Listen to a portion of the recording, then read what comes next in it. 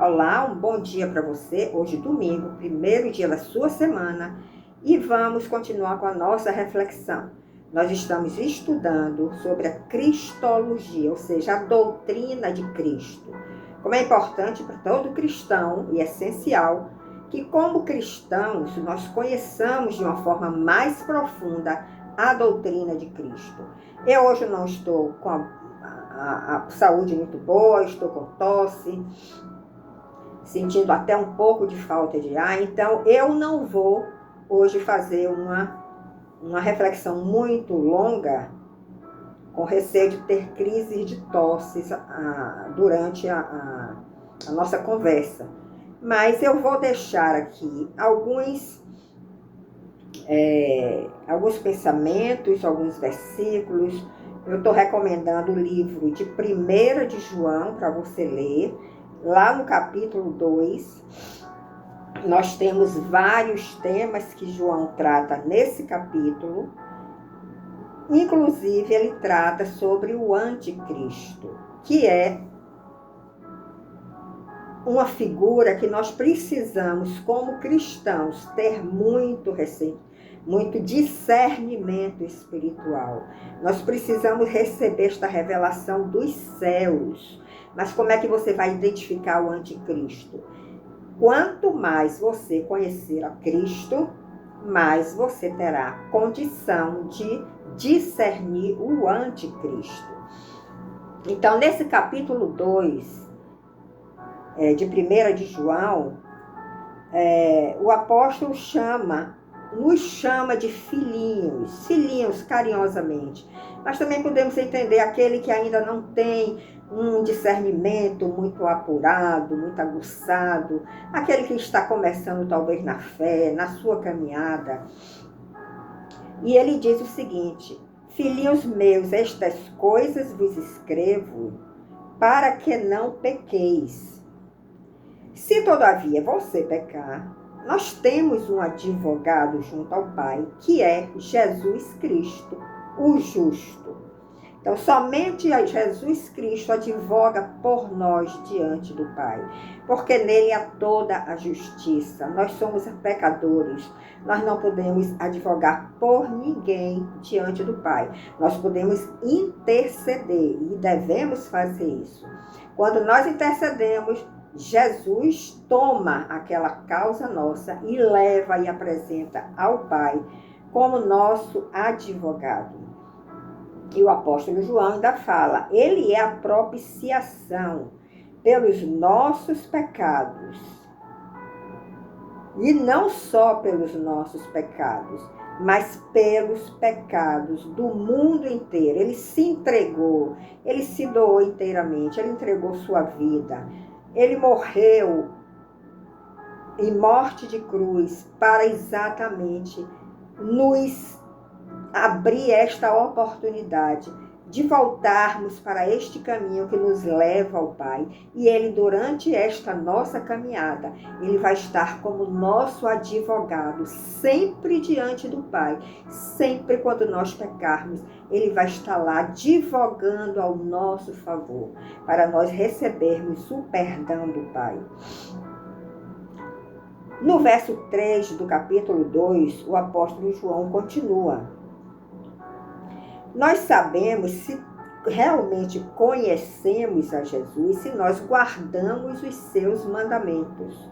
Então, precisamos conhecer os seus mandamentos para poder guardá-los.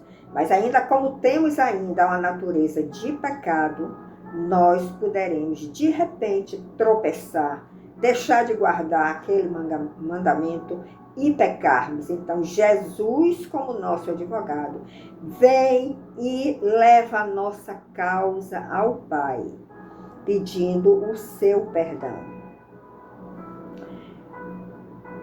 A partir do verso 7, o apóstolo João apresenta aqui o antigo e o novo mandamento. E ele fala também muito do amor fraternal. E esse amor fraternal é algo chave na nossa caminhada. Porque se nós cumprirmos todos os mandamentos, como um fariseu, mas nós não tivermos o amor fraternal para com o nosso irmão, de nada valerá o nosso esforço. O apóstolo João também fala da vitória sobre o maligno. Por quê? Porque quem está regendo esta terra, pelo consentimento do Pai, quem é o príncipe deste mundo é o maligno, é Satanás. Mas Jesus já venceu a Satanás na cruz, e por isso nós já temos acesso a esta vitória sobre o inimigo, se nós estivermos andando com Jesus, se nós estivermos cumprindo e guardando os seus mandamentos, se nós estivermos diante dele em oração, em súplica, nos derramando, pedindo para que ele transforme a nossa vida, que ele transforme o nosso coração, os nossos sentimentos, os nossos pensamentos. Então nós começamos a obter, a receber essa mente de Cristo que não peca. No momento que nós deixamos de pecar em alguma área da nossa vida, nós estamos tendo a vitória sobre o inimigo. Então olhe para a sua vida. Veja as áreas que você já percebe que houve uma transformação, que já houve uma mudança no seu caráter, que você está se assemelhando ali com Jesus Cristo, nas suas atitudes, na sua forma de agir, de falar. É porque essa área já foi tratada pelo Espírito Santo. Aí, nesta área, você já conseguiu a vitória sobre o maligno. Mas com certeza você tem algumas outras áreas, como todos nós ainda temos, onde a nossa carne ainda manda, governa, onde não foi ainda conquistada por Cristo uma determinada área. Então nós estamos sujeitos sempre a cair em pecado naquela área. Mas a vitória sobre o inimigo, porque o inimigo vai se aproveitar exatamente desta área que ainda não foi tratada pelo Espírito Santo na sua vida, para fazer com que você peque. Você só vai conseguir a vitória sobre o inimigo nesta área que ainda é débil, se você estiver neste progresso da vida espiritual, nesta busca do aperfeiçoamento em Cristo Jesus. No verso 15, o apóstolo João começa a dar instruções e conselhos no que se refere a este mundo. E ele diz: não ameis o mundo, nem as coisas que há no mundo. Se alguém amar o mundo, o amor do Pai não está nele. Porque Jesus nunca amou o mundo durante os 33 anos que ele viveu aqui na Terra. Que ele viveu aqui na Terra. Durante seus 3 anos de ministério, ele só falava do Pai, ele só falava das coisas do Pai. Ele queria mostrar o reino de Deus. Ele queria dar uma nova esperança àquele povo. Ele não amou nada deste mundo. Desculpe. E em um determinado momento que Jesus estava com seus discípulos e vinha se aproximando de Satanás, ele disse: vamos sair daqui, porque o príncipe deste mundo está se aproximando e ele não tem nada em mim. Ou seja, Jesus tinha uma comunhão plena com o Pai, porque ele não tinha qualquer pecado. E é essa a nossa meta, é essa a nossa busca, é essa a nossa esperança. Então, o apóstolo João está recomendando: não ameis o mundo, nem as coisas que há no mundo, porque naturalmente nós nascemos em pecado e nós vamos amar o mundo e as coisas que estão no mundo. Mas quando nós iniciamos esta caminhada, quando nós somos tocados verdadeiramente por Cristo, pelo Espírito Santo, a nossa caminhada vai mudando. o nosso prazer vai mudando. E nós deixamos de amar gradativamente as coisas desse mundo. E começamos a amar as coisas de Deus. Então, é uma batalha diária, mas nós temos que ser perseverantes, resilientes e prosseguir sempre para este alvo. E no verso 18, o apóstolo João chama muita atenção para o anticristo. E nós lemos: Filhinhos, já é a última hora, e como ouvistes que vem o anticristo, anticristo é aquele que quer tomar o lugar de Cristo, ele se disfarça de Cristo, mas na verdade ele quer tomar o lugar, é um usurpador. E como ouvistes que vem o anticristo, também agora muitos anticristos têm surgido, ou seja, é uma companhia, não é uma só pessoa. É uma companhia que quer usurpar o lugar de Cristo. Ele quer tomar o lugar que Cristo já ocupa na sua vida, no seu coração, trazendo mentiras, trazendo espírito de engano. Então, vamos ter muito cuidado e ler com muita atenção o que o apóstolo João deixou registrado aqui na carta 1 de João. E no verso 19, ele dá uma informação muito importante. Diz que eles saíram do nosso meio. Qual é o meio que o cristão vive? É a igreja. Você vive na sua família, você tem o seu trabalho. Mas, espiritualmente falando, é na igreja que você está recebendo a doutrina de Cristo. É na igreja que você está recebendo os ensinamentos de Cristo. E o anticristo, aquela pessoa que quer usurpar o lugar de Cristo na sua vida, para lhe desviar do caminho, ele está na sua igreja. Ele está na igreja de Cristo, inserido de uma forma disfarçada e enganosa. E o apóstolo João diz isso claramente. Eles saíram do nosso meio. Entretanto, não eram dos nossos. Porque se tivessem sido dos nossos, teriam permanecido conosco, não é verdade? Nós hoje temos prazer, quando nós vamos nos convertendo a cada dia a Cristo, nós temos prazer em estar na igreja, estar na companhia dos irmãos, estar ouvindo uma boa ministração, uma boa palavra. Mas o anticristo, ele está ali com outros objetivos. E o apóstolo João diz, se ele tivesse sido dos nossos, eles teriam permanecido conosco. Todavia, eles se foram, eles saíram, eles apostataram e levam muitos com ele nessa apostasia. Eles se foram para que ficasse manifesto que nenhum deles é dos nossos. E vós possuis a unção que vem do Santo, e todos tendes conhecimento.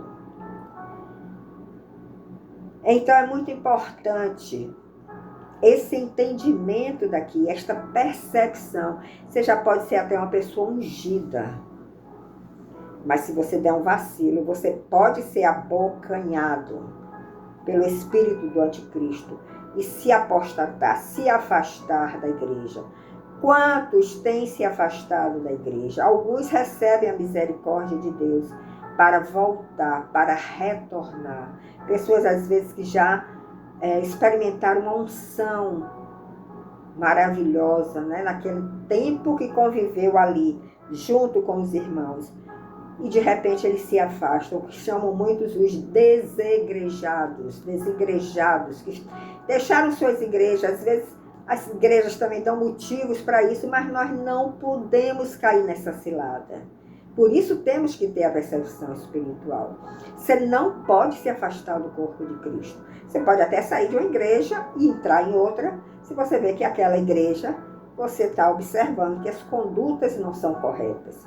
Mas você não deve ficar fora da igreja, porque é ali que está a sua proteção, é ali que está a sua cobertura. Então, o apóstolo João diz no verso 22, isso é muito importante, ele chama de mentiroso aquele que nega que Jesus é o Cristo. Porque essa é uma das estratégias do espírito de anticristo. Ele vai lhe dizer que Jesus não é Deus. Ele vai lhe dizer que Jesus é um profeta. É uma pessoa assim com espírito muito elevado, mas que não é Deus. O apóstolo João está chamando que a pessoa que diz isso é mentirosa. E quando nós vamos em Apocalipse, nós lemos que os mentirosos não herdarão o reino dos céus. Então veja como este assunto é de uma importância fundamental. Ele diz que aquele que nega Jesus como Cristo, como ungido do Pai, como o próprio Deus, esse é o anticristo. Então eu aconselho vocês a lerem e refletirem muito nesse capítulo 2, principalmente nessa parte que fala sobre o anticristo. E busquem também trechos, versículos e outros livros que são paralelos, que falam deste mesmo assunto, para você ter isso muito bem sedimentado. Então, nós temos na Bíblia vários versículos que, se nós pararmos, refletirmos, analisarmos, nós vamos ver como está claramente expresso nas Escrituras. Versos que provam que Jesus é Deus. Vou lhe dar algumas passagens. Salmo 110:1, reflita nessa passagem. Salmo 110, de 4 a 6. Hebreus, o livro de Hebreus é um livro que fala muito do sacerdócio, do nosso sumo sacerdote, Jesus Cristo, que pertence à ordem de Melquisedeque, não à ordem levítica, como nós vemos lá em Êxodo, mas ele pertence a uma ordem superior à ordem de Melquisedeque, e que ele é o próprio Deus. O sacerdócio dele é superior a qualquer um. O sacerdócio dele é eterno.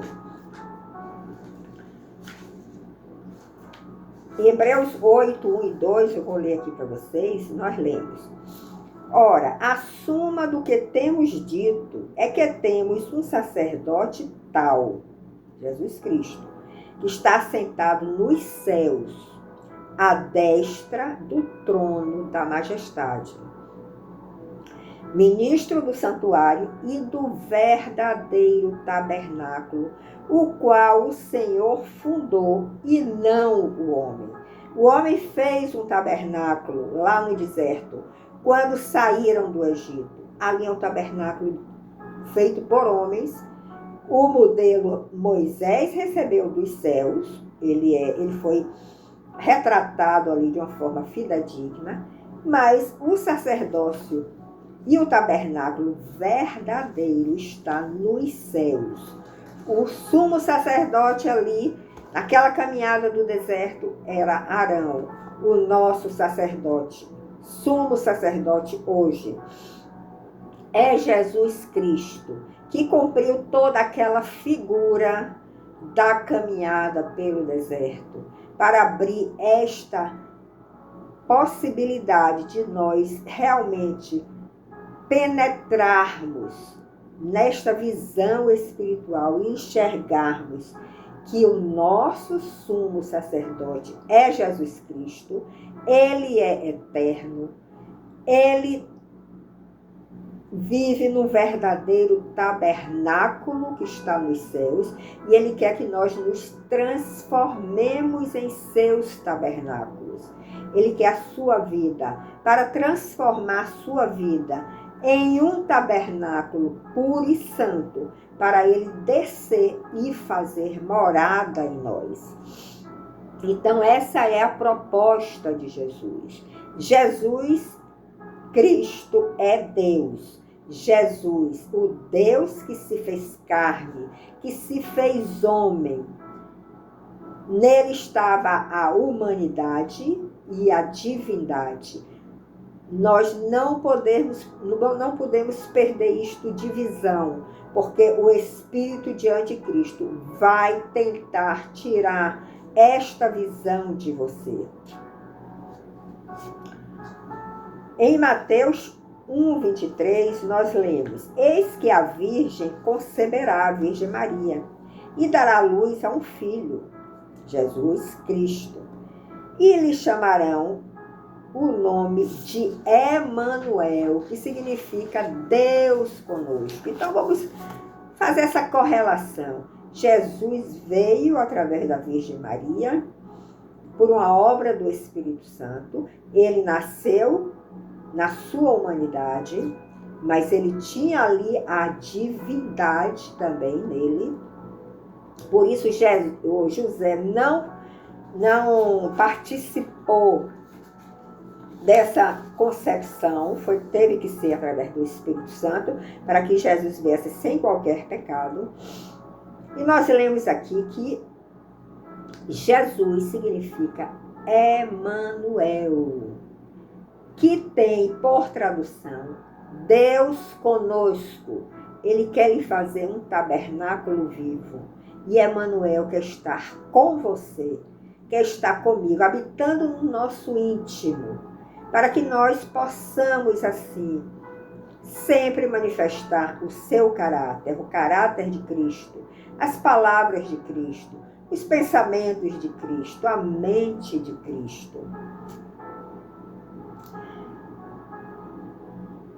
Nós temos aqui uma outra passagem em Mateus 16, onde nós lemos de 13 a 17.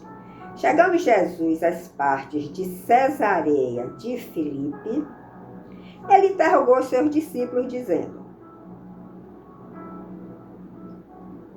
Que dizem os homens ser o Filho do Homem? Ele se chamava Filho do Homem também, era um título que ele usava, Jesus.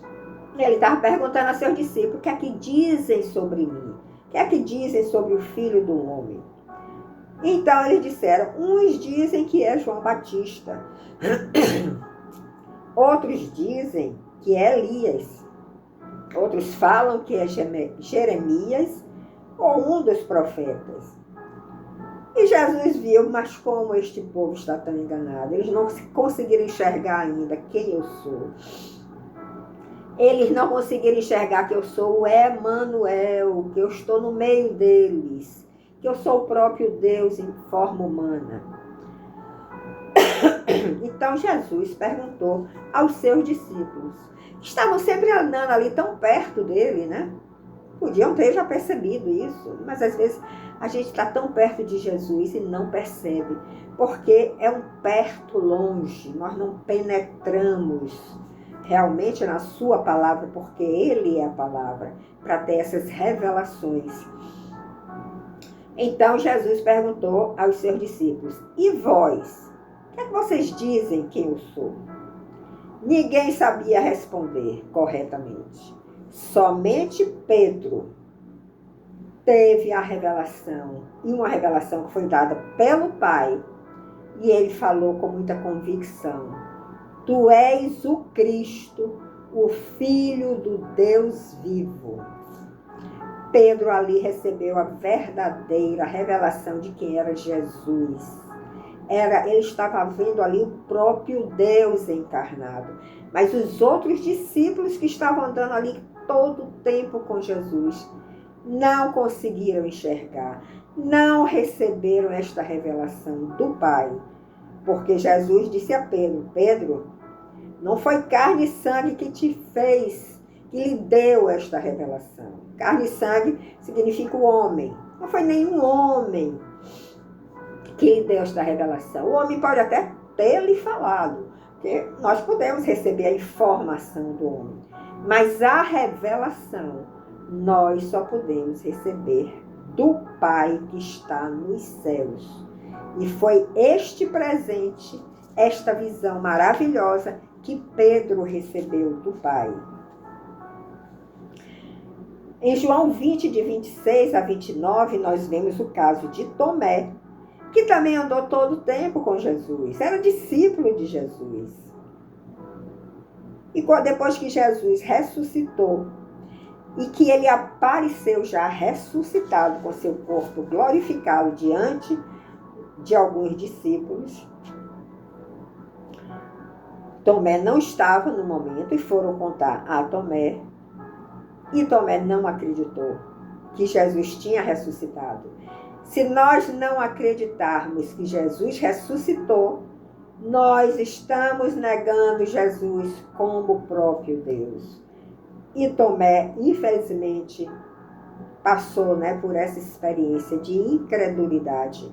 Mas Jesus é tão misericordioso que ele apareceu a Tomé pessoalmente e falou para Tomé: põe aqui o teu dedo nas minhas chagas, veja as minhas mãos, veja a marca dos cravos. Põe o teu dedo do meu lado, onde os soldados romanos enfiaram a lança. Será que agora você crê, Tomé? Tomé tinha visto Jesus, tinha andado com Jesus aqui na terra e teve essa dificuldade de crer na sua ressurreição. E nós? Que nós não vimos a Jesus na sua humanidade de uma forma física. Só nos resta pedir a misericórdia de Deus para nós recebermos esta revelação dos céus, para realmente reconhecermos, admitirmos que Jesus Cristo é Deus. E Jesus disse: Tomé, não seja incrédulo, seja crente. E aí Tomé caiu em si e disse: Senhor meu e Deus meu. Neste momento foi que Tomé recebeu a verdadeira revelação de quem era Jesus. Não durante aqueles 3 anos e meio que ele andou lado a lado com Jesus.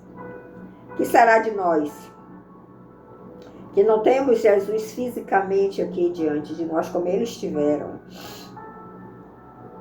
Um ser perfeito, com a plenitude do Pai, sem qualquer pecado. Nós podemos incorrer no mesmo pecado de incredulidade se nós não pedirmos esta revelação do Pai. E Jesus disse: bem-aventurados os que não viram, mas creram. Você quer ser um bem-aventurado? Então busque essa revelação dos céus. Jesus, em algumas passagens, ele fala também da sua divindade, em alguns versículos. E Jesus fala para os judeus em João 10, de 25 a 30, o seguinte: mas vós, judeus, meu povo que eu vim, vós não credes, porque não sois das minhas ovelhas. As minhas ovelhas ouvem a minha voz, e eu as conheço e elas me seguem. Então veja a importância de nós termos os nossos ouvidos espirituais circuncidados para ouvirmos a voz de Jesus e segui-lo. Desta forma, nós seremos caracterizados como suas ovelhas. E ele diz que pelas suas ovelhas, ele se entrega totalmente. Ele concede a vida eterna. E elas nunca hão de perecer. Nós entraremos na eternidade de Deus se nós ouvirmos a voz de Jesus, se nós seguirmos este bom pastor de Israel. Nós receberemos este galardão da eternidade. Jesus também fala da sua existência antes que Abraão aparecesse. Você pode ler em João 8, de 56 a 59. Temos também Daniel 7, 13 e 14. Você pode também refletir nesta passagem. Nós não podemos refletir em todas, mas nesta reflexão de hoje, eu quero deixar para vocês esta mensagem, a necessidade de nós recebermos esta revelação dos céus, que Jesus Cristo é Deus, que Jesus Cristo é o Emanuel, o Deus que quer estar todo tempo conosco. Se você intelectualizar a Bíblia, se você decorar a Bíblia toda, de Gênesis a Apocalipse, mas você não tiver seus ouvidos circuncidados, seus olhos circuncidados, sua visão alargada para ver a Jesus, você vai saber a Bíblia toda decorada, mas você não vai herdar a eternidade de Deus. Você não vai herdar o reino dos céus. Muito obrigado pela sua companhia. Compartilhe esse vídeo. Hoje eu estou um pouco abatida por questão de saúde, mas Deus me deu a graça de eu pelo menos passar algumas coisas para que nós continuemos nesta reflexão sobre o estudo da doutrina de Cristo. Deus te abençoe, alargue sua visão e que Jesus Cristo seja revelado a você como o verdadeiro Deus encarnado que esteve aqui na Terra. Muito obrigada, até o próximo domingo, onde nós nos encontraremos. Até lá!